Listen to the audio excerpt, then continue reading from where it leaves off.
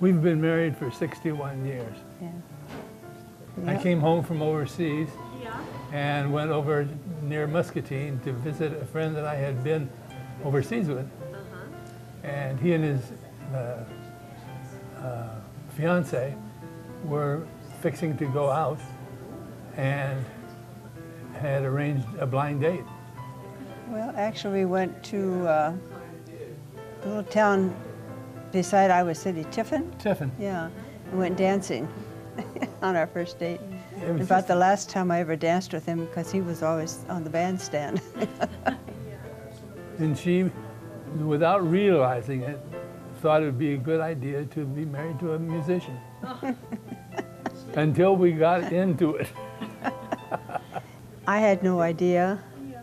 He was just cute and sang beautifully, and I thought, well, this is great. You know, I was a little farm girl from Iowa, and it just looked exciting. And actually, his teaching kept him away more than his playing. Eventually, We might be in the same house, you know, but he had a lot of night rehearsals, you know, with musicals and all that stuff. He had a lot of night rehearsals, and I was still a jobbing musician. and still playing jobs on weekends. So the evenings were kind of busy for him, but I was busy with my stuff. So I taught a couple, 3 years. I taught first grade through adult and college master's degree consecutively without missing a grade. It was a real smorgasbord. I loved it. I retired in '88. but he still had the chorale. He still taught private voice students at home. And I guess he didn't have any jobs then. He wasn't playing jobs No. anymore. But the chorale stayed active for quite a few years after he retired. So we had that going. Well, and I continued to teach voice. Leading up to New Aldaya, came from a 911 call. I didn't know where I was. I was laying on the floor under the piano trying to stack music for some reason. I think he has always felt very well taken care of and respected. And when we found out about the pub, that was really something that appealed to him, you know. And Len Nielsen actually brought it to our attention because he was over there and I didn't know it was even here for a long time.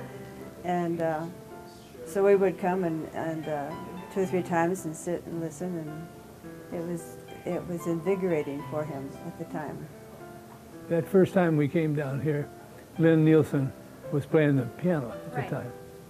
And I gradually inched my way over closer to the keyboard. Naturally. And it just seemed so logical.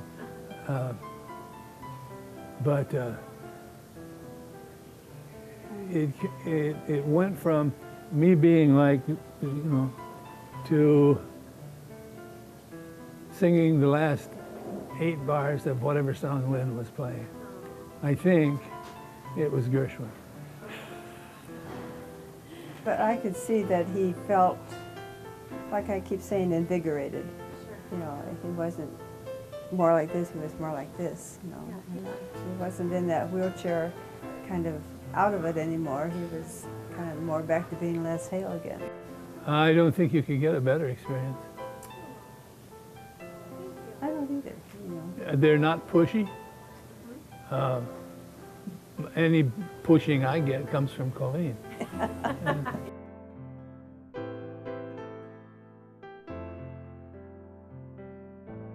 Okay. That was the way our first date started.